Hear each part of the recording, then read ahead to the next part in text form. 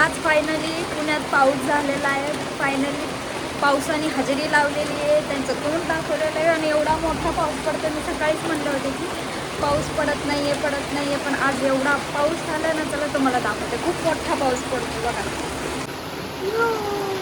मोठा पाऊस झाला.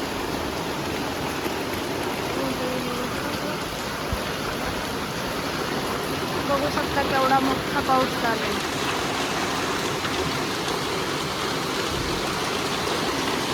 असं वाटतंय पावसात जाऊन भिजू. हा, थोडा मस्त सुगंध येतोय ना मातीचा.